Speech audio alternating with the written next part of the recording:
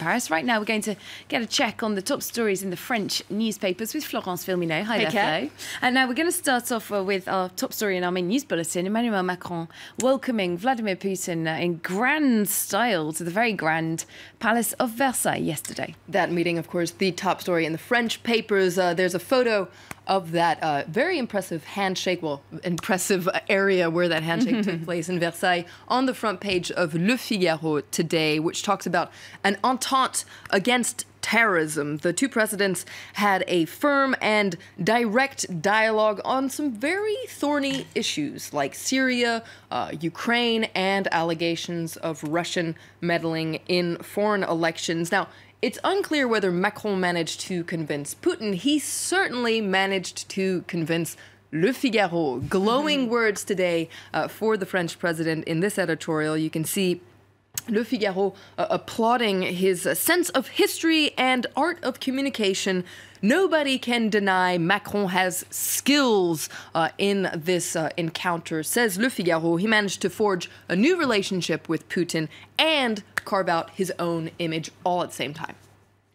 No mean feat for someone who, of course, is just 39, never held elected office, as we have heard so many times during the election campaign. Emmanuel Macron has also managed to win over some other French commentators and newspapers. They've even gone so far as to applaud his performance. They're calling it a performance, what happened yesterday. Let's take a look at L'Obs, which is actually a magazine, rather, but you can see this article today saying he had a very surprising performance. He managed to, on the one hand, reach out to Putin and at the same time drive home some very uncomfortable truths, and all this on the world stage. So L'Obs, once again, applauding Macron for this feat yesterday.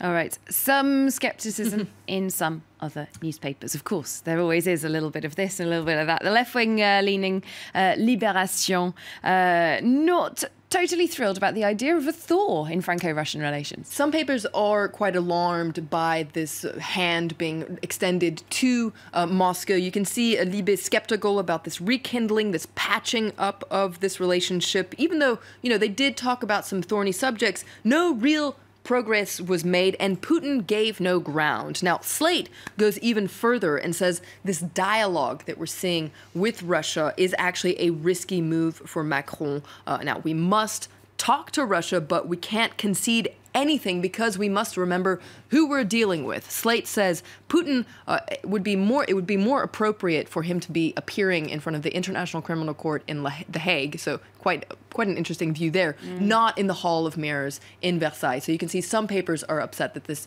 meeting took place in the first place. Indeed. All right, let's talk about another major world leader, Donald Trump. Not a day goes past that we don't have a thought for him.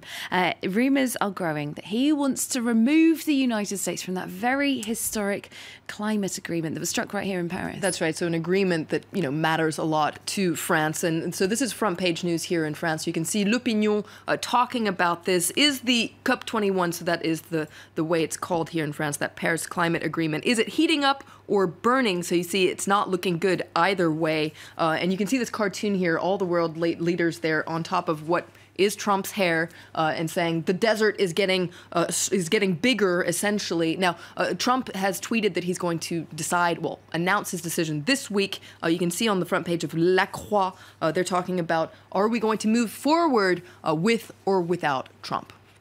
All right, and we just have time to talk about something that might interest any of you that are learning French at the moment, or anyone who already speaks the language, actually. Some new words coming into the French language as of 2018. Well, French is a living language, of course. Indeed. So every year there are new words that make it into the French dictionary. This is the Robert dictionary. It's kind of the reference of all dictionaries. I've got one at home. It's always interesting to see which words make it in every year.